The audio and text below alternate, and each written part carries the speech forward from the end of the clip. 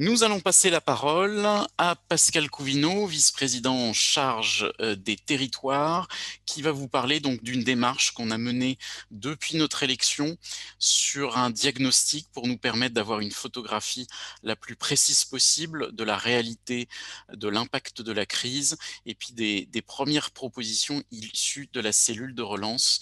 Pascal, je te donne la parole.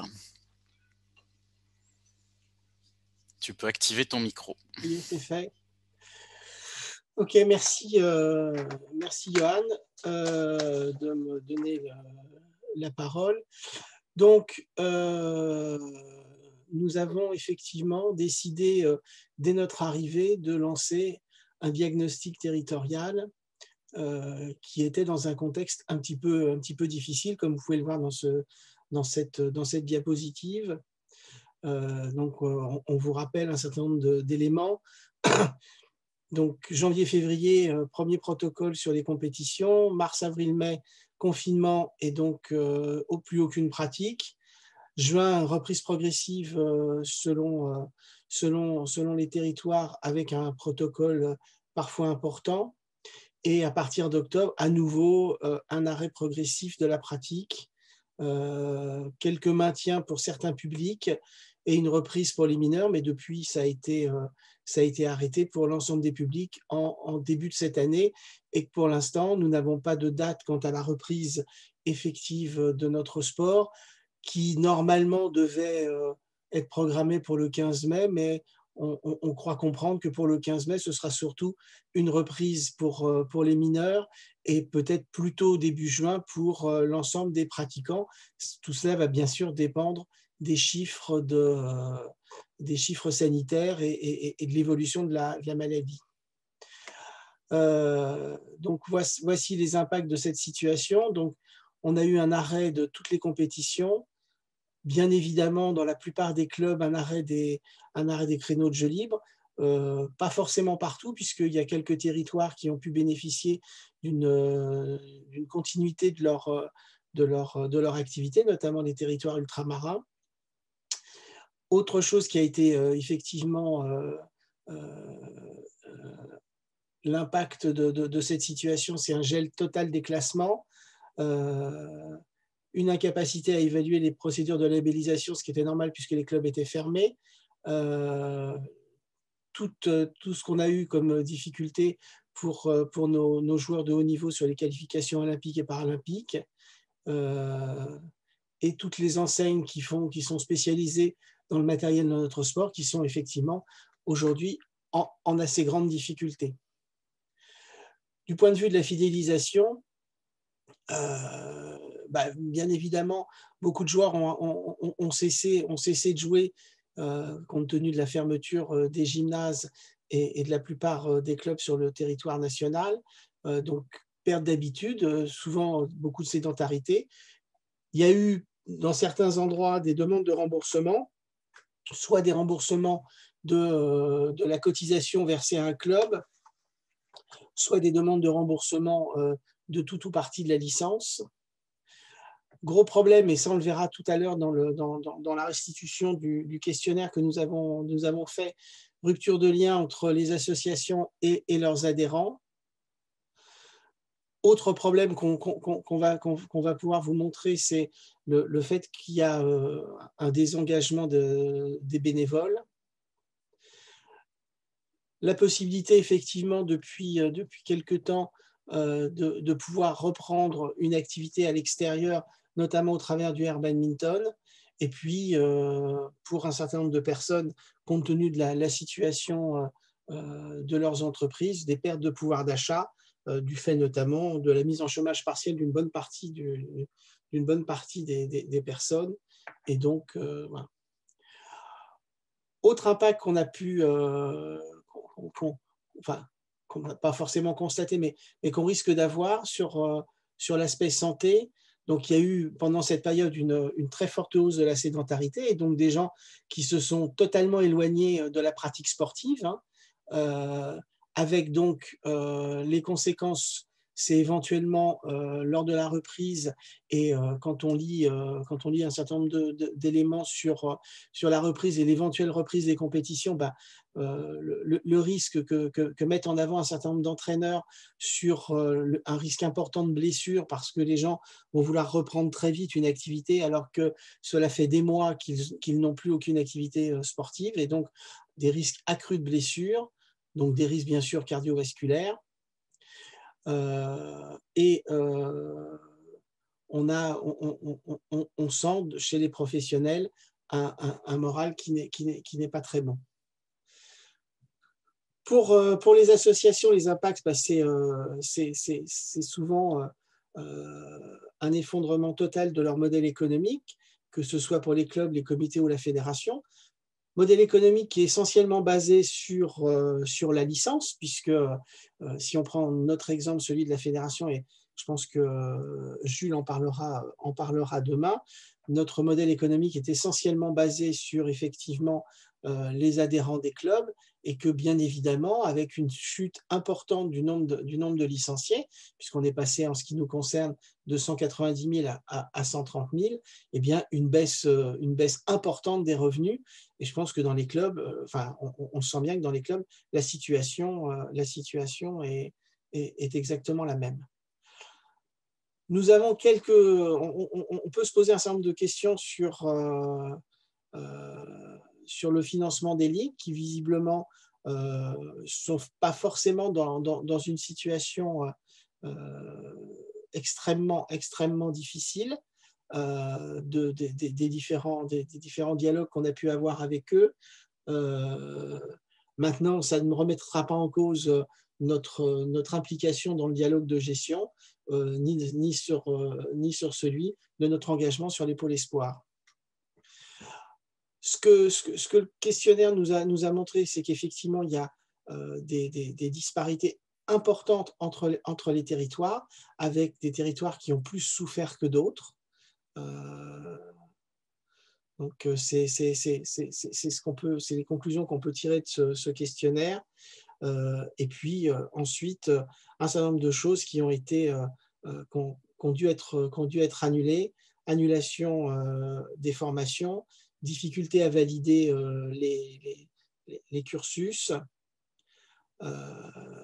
Les clubs, comme les organes déconcentrés, étaient dans l'impossibilité de financer un certain nombre d'actions qu'ils avaient souhaité mettre en place. Et puis, comme on l'a dit déjà, un risque important de rupture du lien entre les bénévoles et les professionnels de notre sport. Tout à fait. À titre indicatif, les élus de la fédération, du conseil exécutif, pour la plupart, ne se sont jamais vus physiquement depuis l'élection et même depuis la campagne. Vas-y, Pascal. Tu changes de... Voilà. Donc, dès notre arrivée, on a trouvé absolument indispensable de mettre en place un diagnostic et donc de pouvoir savoir quelle était la situation, notamment des clubs, au regard de la situation sanitaire. Et donc, on a mis en place un questionnaire qui était fait de 79 questions et qui essayait de balayer à la fois les aspects financiers qui sont effectivement importants, mais également les aspects sportifs et surtout les aspects sociétaux, donc relation avec les adhérents, relation avec l'extérieur, le rôle des bénévoles et éventuellement le ressenti des clubs au regard de la reprise et surtout de l'implication des bénévoles dans le cadre de la reprise, qui est quelque chose qu'on verra tout à l'heure, qui a visiblement eu énormément d'impact. Suite à cet envoi, on a eu... alors, chacun y trouvera le verre à moitié vide ou à moitié plein, mais on a eu 56% des clubs qui nous ont répondu, ce qui est pour beaucoup un excellent résultat, même si compte tenu de la nature de notre questionnement et de la situation actuel pourrait paraître un peu bas, mais 56%, c'est un excellent retour, hein, puisque beaucoup pensaient qu'on n'atteindrait pas les 50%, donc c'est plutôt un bon retour. Les comités qui étaient interrogés dans le même temps, eux ont répondu massivement, puisque 90% d'entre eux nous ont adressé une réponse. Là, vous avez un schéma qui vous indique le taux de réponse par type de club. Donc là, on va rentrer dans les résultats de ce questionnaire. Tout d'abord, sur les aspects financiers. La première chose que l'on voit, c'est qu'effectivement, majoritairement, les clubs considèrent que leur chiffre d'affaires, oui, leur produit, on va appeler ça leur produit, qui est leur chiffre d'affaires, le montant des adhésions qu'ils ont touchées a beaucoup réduit, pour une raison simple, comme si la fédération a noté une trentaine de pourcents de baisse d'adhérents, eh bien c'est parce que dans les clubs, cette baisse a été là aussi assez largement constatée. Autre raison de la baisse des revenus des clubs, c'est la non-possibilité de mettre en place les événements qu'ils ont l'habitude de mettre en place, soit par le biais de compétitions et de tournois qu'ils organisent et qui sont une source de revenus, soit effectivement des formations, des stages, des choses comme ça qu'ils mettent en place chaque année et qui, outre le fait que c'est des éléments structurants du club, sont aussi un moyen d'augmenter leurs revenus en dehors de celui des adhésions. Et puis ensuite, on a d'autres choses, donc éventuellement des baisses de subventions, des désengagements éventuellement de partenaires ou d'autres choses. Dans le même temps, le constat, c'est que les charges de ces clubs ont là aussi, beaucoup baissé, hein, et ils sont une assez grande majorité à considérer que leurs charges ont beaucoup baissé dans le même temps que leurs produits, ce qui fait que la situation, et c'est ce qu'on verra sur les prochains slides, n'est pas si catastrophique que ça. Alors, je vais nuancer ce que je dis, mais par rapport aux clubs qui aujourd'hui nous ont répondu, hein, peut-être que les clubs en très grande difficulté n'ont pas souhaité participer et n'apparaissent pas, ou tout du moins leur nombre est moins important que ce qu'on peut penser, et donc c'est pour ça qu'on n'a pas forcément cette image-là. Donc, baisse importante des charges dans les clubs, liée bien évidemment à l'arrêt des compétitions, qui sont souvent une charge importante, notamment en fourniture pour les joueurs, que ce soit de matériel, volant, etc. Et puis, une baisse importante des dépenses dans les clubs, donc tout ce qui est achat de matériel, bien évidemment, a été reporté dans la mesure où, effectivement, il n'y avait plus aucune activité dans les clubs.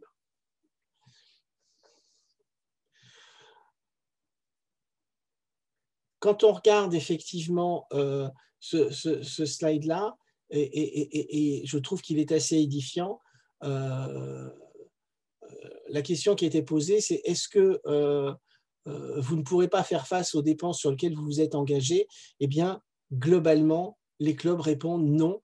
Ils sont visiblement tout à fait en mesure d'assumer les dépenses qu'ils souhaitaient engager. Alors, certains, donc vous voyez, 60, c'est-à-dire sur un peu plus d'un millier, donc c'est-à-dire moins de 10% des clubs ont répondu oui sur ces éléments-là que vous avez, hein, soit sur les achats de matériel, les locations de gymnase, ce qui n'est pas forcément le cas de beaucoup de clubs, puisque dans beaucoup d'endroits et beaucoup de communes, les salles sont mises à disposition gratuitement par les communes.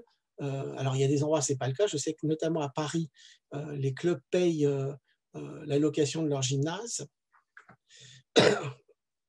Et vous avez le camembert d'après, qui est là aussi, je trouve, assez édifiant. D'une manière générale, pensez-vous maintenir l'équilibre financier jusqu'à la fin de la crise Covid? Et vous voyez qu'en très forte majorité, les clubs répondent oui, effectivement, nous allons pouvoir passer la crise sans trop de difficultés.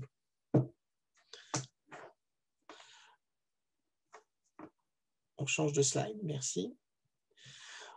On avait fait dans ce questionnaire-là, on a fait un focus sur les clubs employeurs parce que c'était une donnée importante compte tenu que les clubs employeurs pouvaient bénéficier du chômage partiel comme n'importe quelle autre entreprise. Les clubs employeurs par rapport au total représentent un petit tiers du total et que pour la grande majorité d'entre eux, ils ont eu recours au chômage partiel. Ce qui veut dire que globalement, effectivement, le fait d'avoir des salariés n'a pas trop impacté leur trésorerie puisqu'ils ont pu recourir à ces mesures spécifiques de chômage partiel. Pour ceux qui, effectivement, n'ont pas eu recours, on leur a demandé pour quelles raisons ils n'avaient pas fait appel à cette mesure de chômage partiel. Beaucoup ont répondu qu'ils ne connaissaient pas bien le dispositif.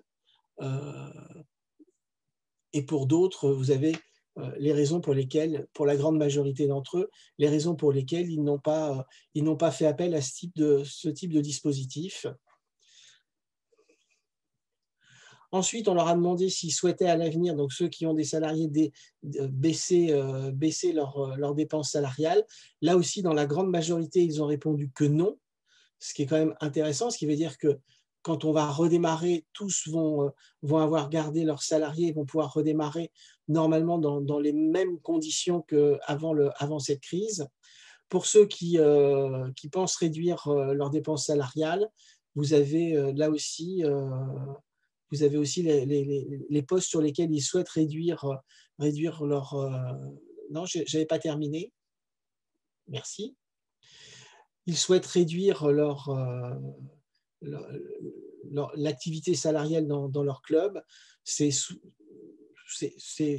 pour partie l'encadrement des créneaux, ce qui est quand même juste un vrai souci parce que c'est quand même quelque chose d'extrêmement important dans les clubs que d'avoir un entraîneur qui permette effectivement d'améliorer la pratique de l'ensemble des joueurs, y compris ceux des compétiteurs, mais pas seulement, hein, puisque dans beaucoup de clubs, l'entraînement il a vocation à être donné à tous les joueurs, y compris les joueurs qu'on appelle de façon peut-être péjorative des joueurs loisirs. Donc vous avez là les différentes raisons pour ceux qui vont baisser leurs dépenses salariales, les différentes raisons qu'ils mettent en avant. On continue. Ensuite, on leur a demandé si les clubs avaient ou non reçu une aide. Ils sont relativement peu à en avoir reçu une. Ils sont 17% à avoir reçu une aide, en moyenne de un peu moins de 5 000 €. Tout cela hors chômage partiel, puisque ça, c'était effectivement différent. Et voilà, ceux qui ont participé à ces aides, ce sont essentiellement les collectivités territoriales, quelques privés qui ont pu éventuellement intervenir, ou alors c'est l'appel au fonds de solidarité mis en place par le gouvernement. Ensuite, on les a interrogés sur les relations qu'ils pouvaient avoir avec leurs adhérents et s'ils avaient réussi, durant cette crise, à conserver un certain contact avec leurs adhérents. Beaucoup ont répondu que oui. Hein. Voilà. Et sur quel support ils ont réussi à garder le contact, eh bien, on voit que très massivement, c'est par le biais des réseaux sociaux, donc pour la grande majorité Facebook, hein, mais pas que. Et puis là, vous avez les différentes réponses qu'on a eues. Très peu de choses ont été organisées, des moments conviviaux, notamment comme des moments conviviaux avec les adhérents, très peu ont été réalisés, essentiellement donc des messages sur les réseaux sociaux ou alors une communication directe par voie de mail ou de newsletter ou carrément de communication individuelle avec leurs adhérents. Et puis quelques regroupements, notamment en extérieur, beaucoup de clubs ont effectivement mis en place des moments de reprise sportive quand c'était le cas. Il y a des clubs qui effectivement ont commencé par faire de la reprise sportive avant la réouverture des gymnases en juin, par exemple, de l'année dernière. Et donc, c'est quelque chose qui a visiblement été beaucoup mis en place. Et puis, après, vous avez donc soit de la mise à disposition de contenu sportif.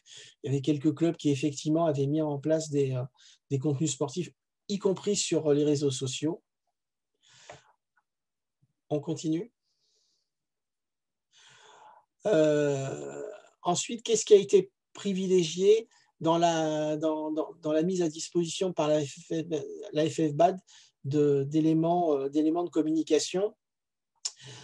On voit que massivement, enfin, la part la plus importante revient à MyFFBAD, qui a été visiblement beaucoup utilisé sur différentes thématiques, c'est-à-dire soit sur les aides financières, soit sur différents types de protocoles. Autre moyen de garder le contact, c'est le suivi des compétitions internationales. Je pense que, comme beaucoup d'entre nous, on a réussi à suivre, quand c'était possible, les compétitions internationales de nos joueurs. Et puis après, vous avez différentes formes d'utilisation qui ont été faites de la part des clubs vis-à-vis des outils mis en place par la fédération. Relations avec les partenaires, c'était une question qu'on posait. C'est en fait, est-ce que vous avez conservé des relations avec les partenaires?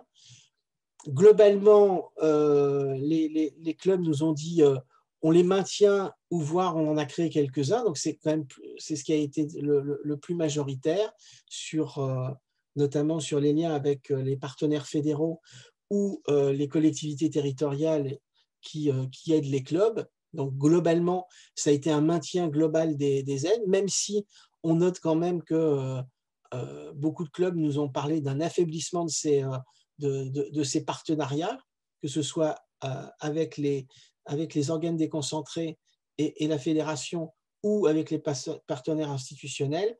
Par contre, sur d'autres types de partenariats que sont par exemple les écoles et les associations qui tournent autour du scolaire ou sur la partie santé, on en a parlé tout à l'heure, une totale rupture des liens avec ces différents partenariats. Et donc, c'est tout ça qu'il va falloir maintenant reconstruire, puisque c'était quelque chose qui était important. L'engagement des dirigeants, donc on a essayé d'avoir une idée du moral des équipes dirigeantes dans les clubs, mais également des bénévoles et surtout quel était le ressenti des dirigeants des clubs vis-à-vis de leurs bénévoles. Alors, le moral de l'équipe, il est, on va dire, pas très très bon. Globalement, il n'est pas très bon puisque à presque la moitié, il considère qu'il est, à plus de la moitié, il est ou très mauvais ou mauvais. Maintenant, il y en a, enfin, une partie, une trentaine de pourcents gardent le moral quand même. Et là, on a fait un focus en fonction du noyau dur des dirigeants et des bénévoles qui montrent quels sont qui montrent le nombre de personnes qui ont continué à travailler pendant cette période-là dans les clubs. Et on voit que c'est surtout dans les toutes petites structures où il y a très, très peu de gens qui interviennent que il y a eu un vrai travail de fait, ce qui veut dire que tous les bénévoles qui entourent ces clubs, en dehors du nombre de personnes qu'on voit là, ont plus ou moins abandonné leur rôle. Et le schéma d'en dessous est très important puisqu'il montre, et ça c'est une de nos grosses craintes, notamment pour les reprises qui vont venir de juin, mais très certainement plutôt celle de septembre. Si celle de septembre se fait dans les meilleures conditions possibles et qu'on est dans un, entre guillemets, retour à la normale, c'est une baisse importante du nombre de bénévoles qu'on va trouver dans les clubs, puisque pour beaucoup, majoritairement, même s'il y en a quand même beaucoup qui pensent que ça va rester, ils vont rester, il y en a beaucoup qui pensent que les bénévoles vont, vont pas disparaître, mais ils vont avoir une forte baisse du nombre de bénévoles dans leur club. On est sur les deux tiers, des clubs qui pensent perdre entre 25 et 50% de leurs bénévoles. Ensuite, on leur a demandé quels étaient ce qu'ils souhaitaient comme stratégie de reprise. Majoritairement, ils veulent s'adresser à leurs licenciés, c'est-à-dire ceux qui ont pris en septembre leur licence et qui sont licenciés dans leur club. S'adresser, comme je crois chaque année, à leurs futurs nouveaux licenciés, et éventuellement s'adresser à des licenciés qui auraient arrêté de prendre une licence. Mais globalement, ce qu'il faut surtout retenir, c'est leur stratégie, c'est surtout de communiquer vers, pour plus de 50% d'entre eux, vers leurs propres licenciés. Et là, dans les priorités, ils veulent s'adresser visiblement, quand on regarde le deuxième camembert, à pratiquement tous les publics, qu'ils soient jeunes ou adultes, qu'ils soient compétiteurs ou non compétiteurs. Donc, on a vraiment une volonté d'essayer d'aller vers tous les publics.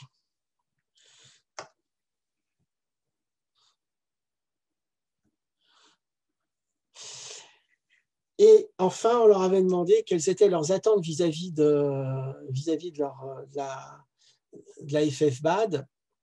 Et donc là, vous avez le résultat. Donc, en grande majorité, ils souhaitent que la FFBAD intervienne d'un point de vue financier ou aussi d'un point de vue de communication. Alors, pour ce qui est du financier, je crois qu'on en a un petit peu parlé, mais je crois qu'on en reparlera surtout beaucoup demain. Tout ça va dépendre de la situation financière de la fédération, qui n'est pas forcément au mieux.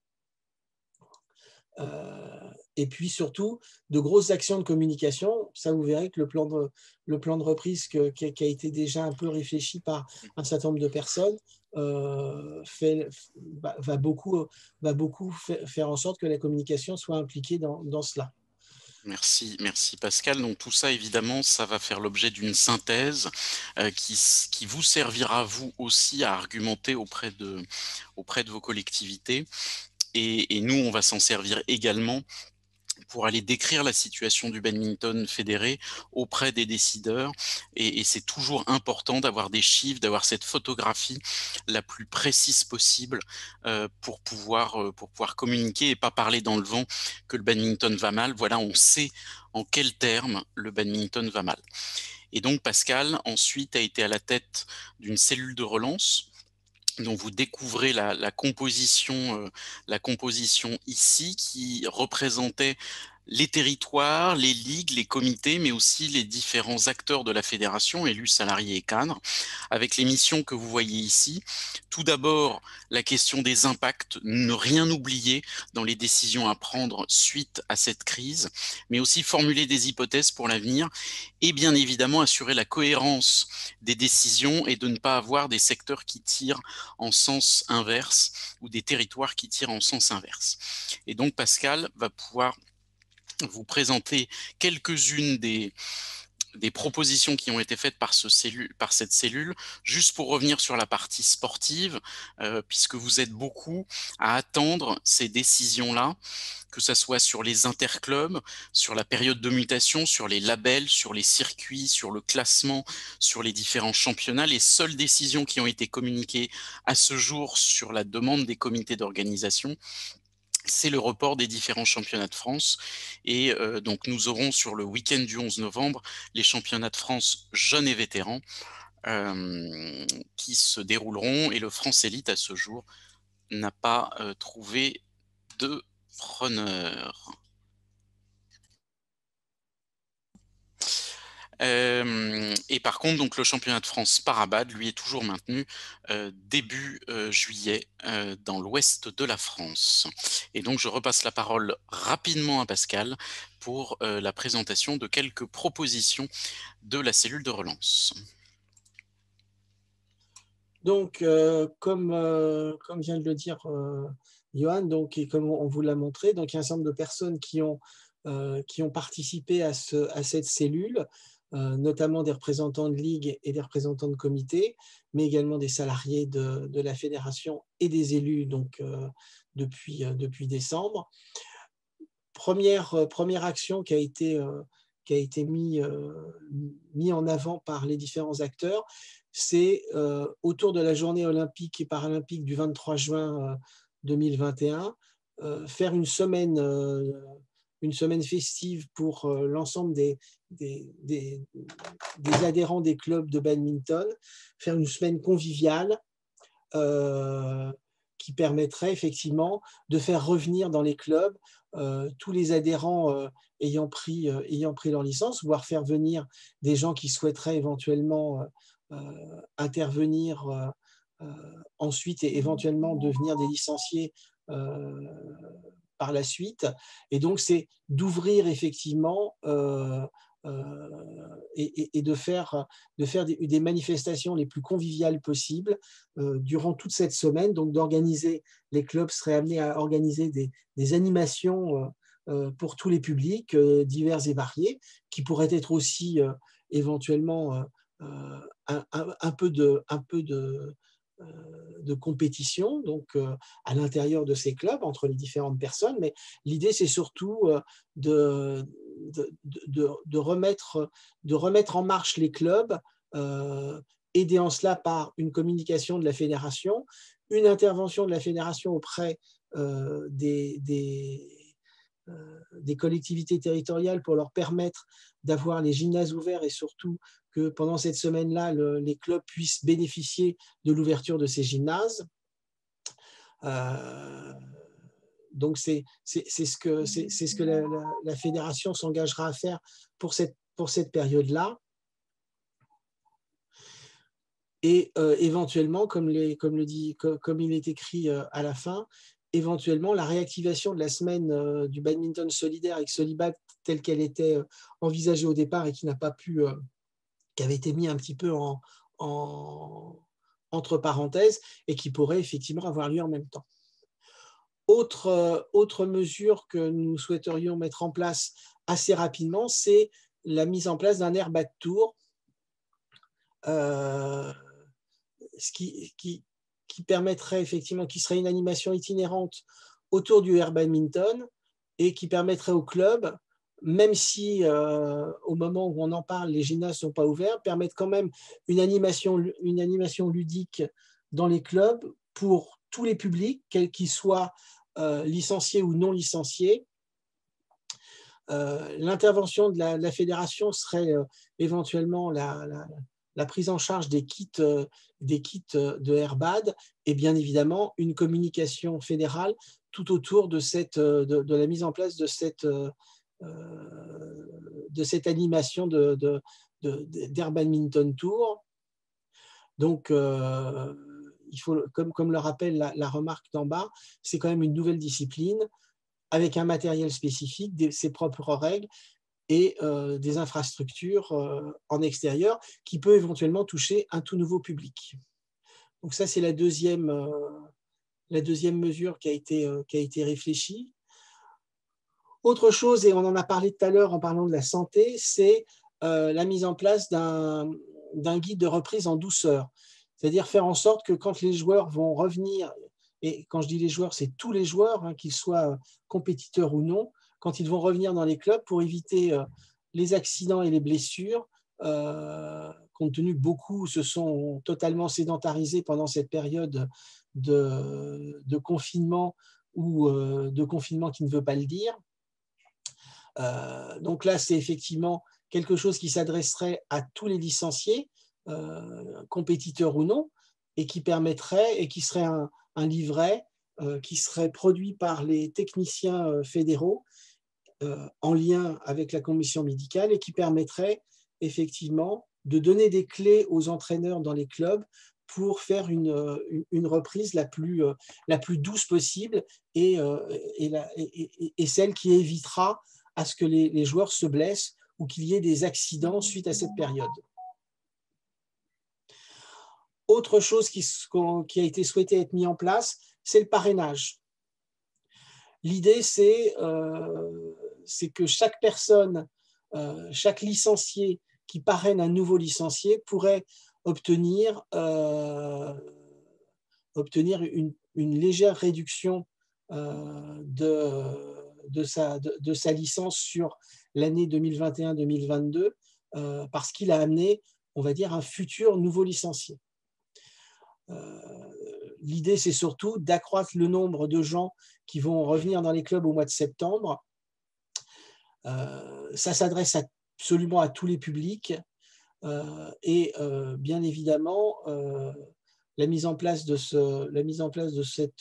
cette mesure va appliquer beaucoup la fédération puisque fatalement, ça va être une baisse des recettes de la fédération du fait de la baisse, du fait de l'avoir que va avoir le licencié sur sa propre licence et surtout mettre en place un système pour l'enregistrement dans Puna de cette spécification. Autre chose qu'on souhaite mettre en place, notamment pour la rentrée de septembre, c'est une communication fédérale pour aider les nouveaux dirigeants et donc les accompagner dans leur nouvelle mission, puisque compte tenu de la situation des clubs, on pense qu'il y aura en septembre beaucoup de nouveaux présidents et beaucoup de nouveaux dirigeants de clubs. Et donc, ce qu'on veut, c'est les aider à prendre le mieux possible en charge leurs nouvelles fonctions. Et donc, c'est créer un lien entre la fédération et les clubs, donc pour leur donner les outils, leur faire comprendre le rôle de la fédération. Bien évidemment, ça se fera en lien avec les comités et les ligues, puisqu'on sait que dans un certain nombre de ligues et de comités, ce genre de choses a déjà été mis en place. Donc, on va travailler avec eux pour cette mise en place. Mais là, l'idée, c'est que ça soit disponible pour tout club, sur quel que soit l'endroit du territoire, et donc de mettre en place ces outils pour former les nouveaux dirigeants. Donc, c'est ce que mettra en place la fédération. Autre chose que l'on veut mettre en place et qu'a souhaité la cellule de relance, c'est mettre en place ce qu'on appelle un observatoire de la licence, mais surtout, c'est quoi la licence et quand un adhérent paye le montant de sa licence, vers quoi vont les sous qu'il donne à la fédération et aux organes déconcentrés. Et l'idée, c'est de leur faire comprendre que, contrairement à ce que beaucoup pensent, tout ne va pas au haut niveau, bien loin de là. C'est quelque chose qui serait à destination de tous les licenciés et qui serait un outil qui permettrait chaque année d'expliquer avec grande précision où va le montant de la licence.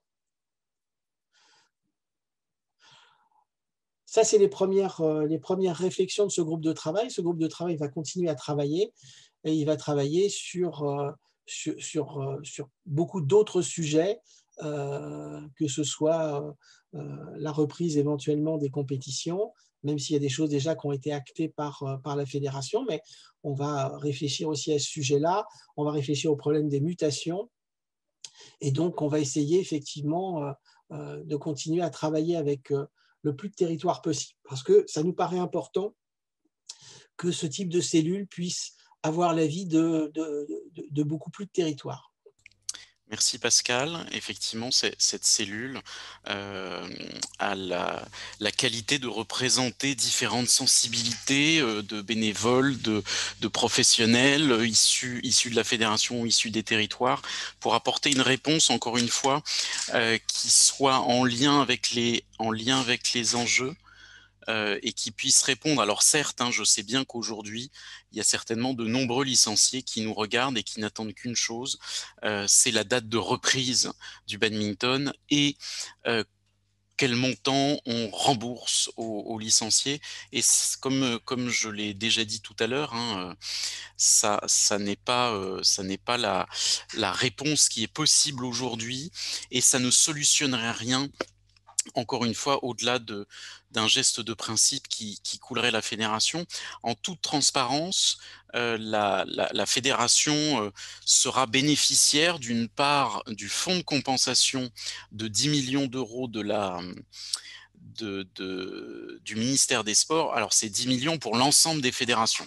Et pour information, 10 millions, c'était le budget de la fédération à elle toute seule. Donc, on s'imagine bien qu'on n'aura pas 10 millions à nous tout seuls. On aura peut-être entre 100 000 et 200 000 euros qui seront réinjectés intégralement dans le financement des propositions de cette cellule. Alors, j'ai vu que Gaëtan avait levé la main depuis très longtemps, donc on va lui donner la parole. Donc, Gaëtan, président de la Ligue de Guyane. Oui, vous m'entendez tous? Tout à fait. Alors bonjour, je souhaitais intervenir suite au temps de parole de ton collègue. Premièrement, je suis un petit peu déçu qu'on ne voit pas les ultramarins sur les cartes. Bon, ça c'est un bis repetita sur toutes les années précédentes, mais ça c'est pas grave, j'espère que ça changera un jour. Elle était sur celle de tout à l'heure, hein, je tiens à le Elle était préciser. sur celle de tout à l'heure. Voilà, on a évité de la mettre sur le taux de réponse parce que vu le taux de réponse des territoires ultramarins. C'est pas grave. Voilà. Moi, je pense que même pour nous, c'est intéressant parce que nous, on n'a pas eu de retour là-dessus et j'ai pas pu, entre guillemets, relancer les clubs comme il fallait pour qu'ils fassent le nécessaire. Bon, ça, c'est pas grave, c'est un point anecdotique.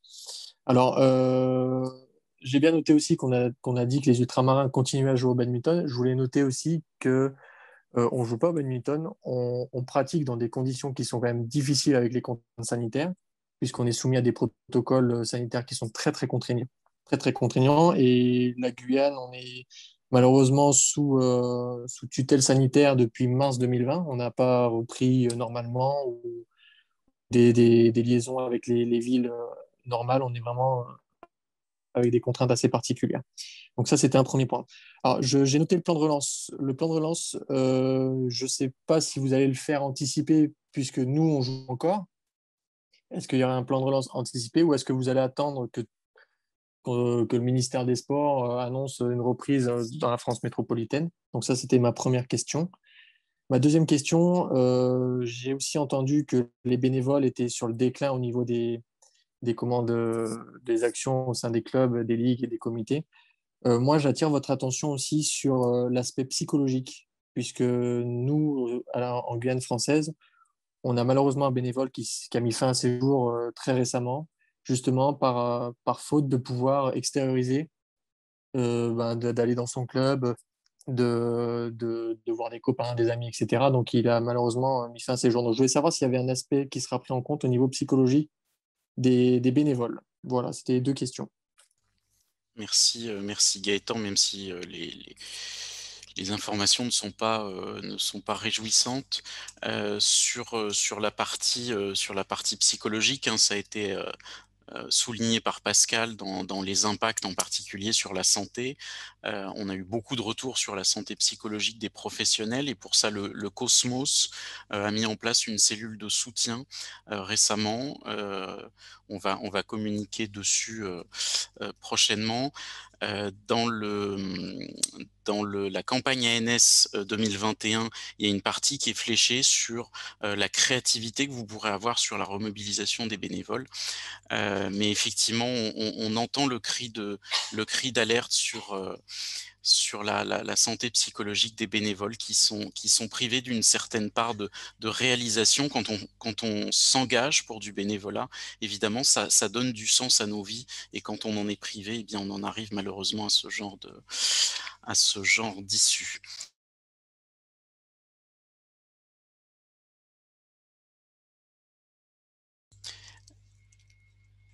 Gaëtan, j'ai oublié ta première question. Est-ce qu'on peut redonner le micro à Gaëtan?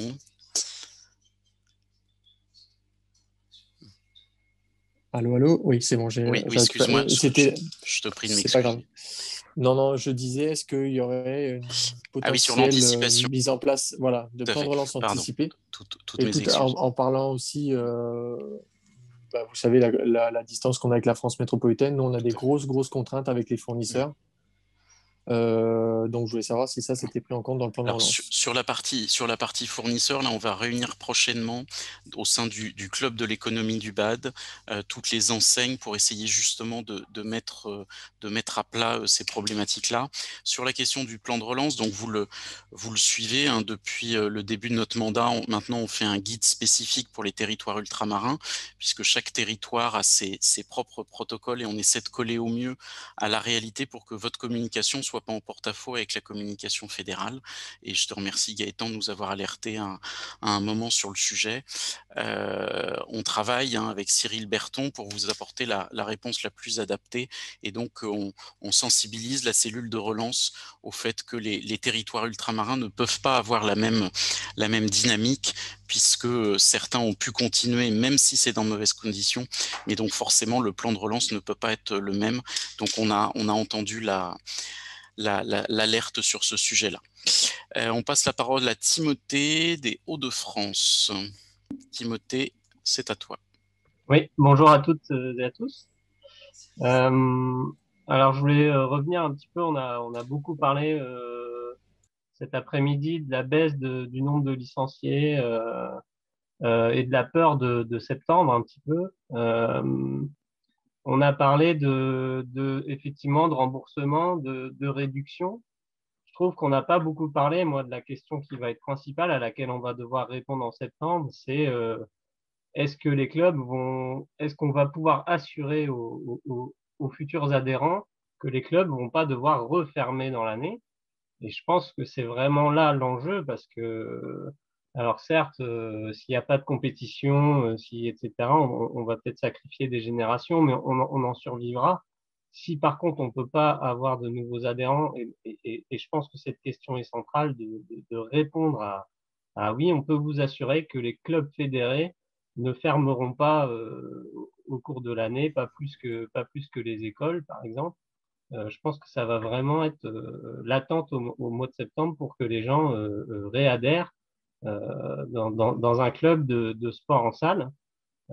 Et si on ne peut pas leur assurer ça, ils vont effectivement se diriger vers le sport extérieur qui peut pratiquer plus facilement. Donc voilà, je pense qu'au-delà de tous ces aspects compétition, Financier, etc., il y a l'aspect confiance dans l'avenir. Alors, je ne suis pas devin et je me prétendrai pas devin. On est incapable aujourd'hui de prédire ce qui va se passer à l'automne prochain. Par contre, aujourd'hui, euh, il y a des éléments qui contribuent à réduire le risque. La stratégie de vaccination d'un côté et le masque sportif de l'autre. Sur le masque sportif, on a eu les premiers devis hier qui, sur des achats de gros, permettraient de descendre de 15 euros à 8-9 euros sur vraiment des achats de gros. Euh, Nous, notre rôle en tant que fédération, c'est de donner confiance. C'est de donner confiance sur le fait qu'on sait gérer des protocoles sanitaires. Ça a été le cas sur le tournoi d'Orléans, par exemple, fin mars, où on a été irréprochable. Il n'y a pas eu de contamination sur site. Il y en a eu en amont, mais il n'y en a pas eu sur site. C'est de donner confiance sur notre capacité à responsabiliser tout le monde. C'est un terme qui est très à la mode, la responsabilisation. Mais pour responsabiliser, il faut des outils et ça, c'est notre job. Et puis après, il y a aussi le fait de passer du statut de non essentiel à essentiel. Si on compare le confinement de mars 2020 au confinement de mars 2021, il y en a qui ont gagné ce combat-là. Alors l'emblème, c'est les coiffeurs, mais le but n'est absolument pas de stigmatiser qui que ce soit. Mais il y a des corporations qui ont gagné des batailles et d'autres qui ne les ont pas gagnées. Hein. Les musées sont autant fermés que nous, les théâtres, les cinémas, les restaurants. Et donc, on va se battre pour montrer que le dégât collatéral à la fermeture des gymnases est plus important que les dégâts si on laisse ouvert. Il n'y a aucune preuve de cluster à grande échelle dans des gymnases. Donc, il y a un moment où il faudra que l'État assume de ne pas avoir de chiffres qui nous incriminent, et si ce n'est de dire vous n'êtes pas essentiel. La ministre avait eu cette parole malheureuse dans un journal il y a un an, et le projet de performance sociale qui, encore une fois, on entend le fait qu'un certain nombre d'actions avaient déjà été engagées par l'équipe précédente, mais là, c'est la dimension et l'ambition qui est nouvelle, et le fait de s'attaquer à tout, de montrer que le badminton en particulier est capable de répondre à un certain nombre d'enjeux. Donc il faut qu'on se donne des ambitions et des moyens là-dessus. C'est notre rôle d'aller le défendre, mais en aucun cas je ne pourrais malheureusement, Timothée, assurer qui que ce soit qu'il n'y aura plus de fermeture de gymnase une fois qu'on aura rouvert. Par contre, on s'engage, comme on le fait depuis 4 mois, à expliquer pourquoi c'est dramatique de les fermer. Je passe la parole à Denise de la Ligue Centre-Val de Loire. Oui, merci. Je confirme, il faut absolument qu'on parle, mais je reviens sur les bénévoles. Je pense qu'il faut que, je ne sais pas comment, mais il faut absolument qu'on les accompagne parce qu'il y a vraiment une détresse, une grosse détresse. Donc, ce n'est pas seulement financier, ce n'est pas côté économique, c'est vraiment sociétal. C'est vraiment au niveau des bénévoles qui va vraiment, je ne sais pas comment faire, mais il faut aller vers eux, il faut les accompagner, il faut les encourager à résister, tout comme nous, on résiste. Ma deuxième question plutôt, ce serait dans les travaux tout à l'heure qui ont été présentés par Pascal, il parlait de réduction de licence, voire de parrainage. Est-ce que c'est une idée, hein, pourquoi pas, mais est-ce que c'est limité? J'explique, j'arrive avec 3 nouveaux licenciés. Dans quelle mesure, oui, non, excuse-moi, je suis trésorière. Dans quelle mesure cette réduction aura une limite, enfin, parce que pour la Fédé, ce n'est pas non plus très, très avantageux, je ne sais pas. Il va falloir réfléchir à ce parrainage, comment il sera mis en place et quelles limites vous la donnerez. Il y a tout un travail de chiffrage à faire, de savoir sur quel fonds on va émarger. Je sais très bien que certaines fédérations ont fait le choix de faire une réduction drastique de la licence 2021-2022, voire la gratuité, et en le finançant sur des emprunts, c'est-à-dire que ce que les licenciés vont bénéficier comme geste cette année, ça sera payé par les générations d'après. Et évidemment, ce n'est pas le choix qu'on fait parce qu'il y a toujours quelqu'un qui paye à la fin et repousser n'est pas la solution. Pour autant, des gestes de réduction sur de la relicenciation avec une dynamique positive insufflée, ça pose question. C'est le fruit des travaux de la cellule qu'a mené Pascal et plusieurs sont allés dans ce sens-là. Donc la question maintenant, c'est le chiffrage par rapport au fonds qu'on va pouvoir capter et d'apporter la réponse la plus crédible d'un point de vue de la pérennité économique de la fédération. Et sur la question des bénévoles, évidemment, on ne peut que te rejoindre sur le fait qu'un bénévole qui arrive, il faut l'accompagner déjà parce que c'est compliqué, mais en plus dans cette période où beaucoup ont envie de jeter l'éponge, c'est ce travail de réenchantement avec cette semaine du badminton convivial et puis un certain nombre de choses qui valorisent leur travail parce que c'est un travail de l'ombre sur lequel évidemment les licenciés n'ont pas toujours une vision. On prend les 2 dernières questions qui sont donc celles de Nathalie des Hauts-de-France et de Didier d'Île-de-France et après on passera ensuite au rapport du Haut Conseil qui sera la dernière intervention du jour. Nathalie, la parole est à toi. Oui, j'avais une question par rapport aux masques sportifs. Donc, est-ce que ça a été validé par la ministre que ce masque sera obligatoire dans le cadre d'une reprise en gymnase ou pas? Parce que si nos jeunes doivent reprendre au mois de mai, ben, il faudra les avoir déjà achetés, les masques, si ce masque est obligatoire. Et rapidement, si tout le monde se met à acheter, commander les masques au moment de l'annonce ministérielle, on ne les aura jamais pour la reprise. Donc, moi, j'aimerais beaucoup anticiper, mais je ne veux pas faire un achat pour rien non plus. J'ai acheté 300 masques normaux en début de saison dernière. J'en ai distribué que la moitié. Il me reste sur les bras. Aujourd'hui, c'est un nouveau masque. Est-ce que je dois en acheter? Est-ce que je ne dois pas en acheter?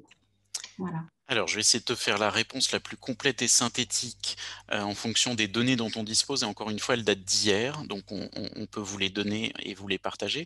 Donc, le masque sportif, il y a 2 sociétés dont je ne nommerai pas le nom, qui ont sorti leur masque sportif en février à des prix relativement important, voire prohibitif. Le problème, c'est que la norme AFNOR est sortie après. Donc la norme qui est sortie de travaux entre le ministère des Sports et d'autres parties prenantes.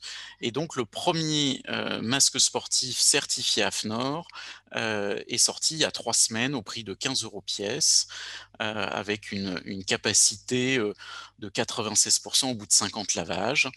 La ministre a toujours dit dans sa communication que le masque serait un élément nécessaire mais non suffisant de la reprise. Et de toute façon, on lui posera la question demain. On a été sollicité par le ministère des Sports jeudi à 13 h pour rendre notre réponse vendredi à 12 h, donc soit moins de 24 heures, pour mettre en place nos protocoles, nos propositions de protocoles sanitaires pour la rentrée du 15 mai si tout va bien. Je remercie les équipes, la commission médicale et le secteur vie sportive qui se sont mobilisés pour répondre à cette commande du ministère, sur lequel on a proposé 2 protocoles sanitaires, l'un avec masque, l'un sans masque, pour montrer qu'on est capable de s'adapter à la commande ministérielle. Aujourd'hui, on n'a pas plus d'infos. Ces masques, donc je vous le disais, sont à 15 € pièce à l'unité. En prix de gros, on arrive à faire descendre le masque et évidemment, il pourrait être intéressant que la fédération investisse sur cette question-là pour vous permettre de payer le tarif le moins possible. Dernier élément de réponse, sur l'ANS, vous avez une ligne fléchée spécifiquement sur l'achat de matériel dans le cadre des protocoles sanitaires. J'entends qu'ils ne sont pas encore sortis, mais je vous en donne en exclusivité les propositions qui ont été faites au ministère. Thermomètre à l'entrée, listing de toutes les personnes présentes dans la salle, masque en dehors des terrains et avec ou sans masque sportif sur les terrains. Voilà ce que je peux vous dire sur le sujet aujourd'hui et je passe la parole à Didier Jacquemin de l'Île-de-France. Oui, merci. Je ne sais pas si vous m'entendez bien. Oui. Nous t'entendons. Parfait. Merci à Pascal pour tous ces éléments et puis toute cette analyse et cette présentation. Je pense que c'était nécessaire. Aujourd'hui, on n'a pas de visibilité, bien entendu. Il est annoncé certaines propositions comme la journée olympique du 23, sans savoir si effectivement on pourra éventuellement avoir des gymnases qui sont ouverts. Moi, je voulais revenir sur deux choses. Y a-t-il de prévu concernant notamment des actions de relance spécifiques sur les différents territoires qui peuvent être pris dans le cadre d'un financement hors subvention ANS ou autre.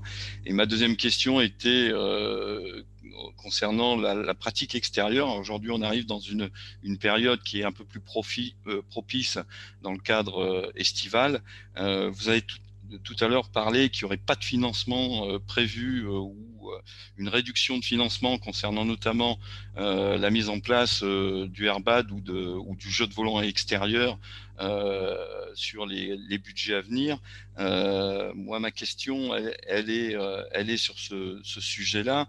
Est-il quand même prévu d'aider que ce soit les clubs ou que ce soit les territoires, d'avoir un véritable plan d'animation et de permettre justement d'avoir de l'aide de la fédération et dans les pratiques extérieures, qu'elle va être véritablement l'aide de la fédération pour développer cette nouvelle activité qui peut être un levier pour faire revenir ou pour faire découvrir le badminton à l'ensemble des non-licenciés. Est-ce que tu peux reformuler ta première question, Didier, parce que je ne l'ai pas comprise. Qu'est-ce que tu entends par action de relance spécifique selon les territoires ? Aujourd'hui, on a bien compris que de toute façon, en ce qui concerne notamment le remboursement des licences, qui est une grosse question à aujourd'hui, que la fédération, et ça on le comprend bien tous et toutes, la position de la Fédé. Je parle aujourd'hui de plans de relance qui sont mis en place, tels que des des modèles pour qui soient digital, qui soient numériques ou des outils qui pourront être et aider dans le cadre du plan de relance, notamment la reprise. Et je pense surtout, à un moment donné, dans une reprise, il y aura peut-être cette obligation d'avoir une jauge qui permettra demain de pouvoir aider les clubs sur ce sujet-là. Voilà. Ce qui est sûr, c'est qu'aujourd'hui, chaque territoire a développé un petit peu ses premiers éléments du plan de relance. On entend qu'on n'a pas été assez vite au goût de certains et effectivement, on le reconnaît, mais on avait besoin de ce travail de diagnostic qui a été mené par Pascal pour avoir une photographie qui était plus fidèle que juste les on-dit. Donc il y aura ce travail de recensement de qui a déjà initié quelle piste en fonction des spécificités de son territoire. Sur la pratique extérieure, on a voulu repartir sur de bonnes bases parce que le message qui était perçu autour du air badminton ne nous semblait pas le bon et qu'on avait déçu au printemps et à l'été dernier des gens qui pensaient trouver les mêmes sensations qu'au badminton. Et effectivement, le air badminton, c'est quelque chose à part, avec d'autres sensations, d'autres trajectoires, même si le volant a été conçu pour ressembler au maximum aux trajectoires du badminton. On s'est retrouvé avec des gens qui ont essayé et qui ont tout de suite arrêté. Donc le air badminton doit être un pilier du développement aujourd'hui, puisque les espaces extérieurs sont autorisés et vous aurez prochainement un guide de pratique Airbad qui va vous être communiqué, là aussi dans le respect de protocoles sanitaires. Et donc, on est en attente d'un certain nombre de réponses sur le fléchage des aides pour savoir ce qu'on serait en capacité de faire pour les clubs qui se lancent sur cette thématique-là. Aujourd'hui, on vous flèche plus sur l'ANS puisque la fédération n'a plus la subvention en son nom propre sur le sujet. Mais voilà, sur le air badminton, vous aurez des communications dédiées et le protocole et les éléments de langage.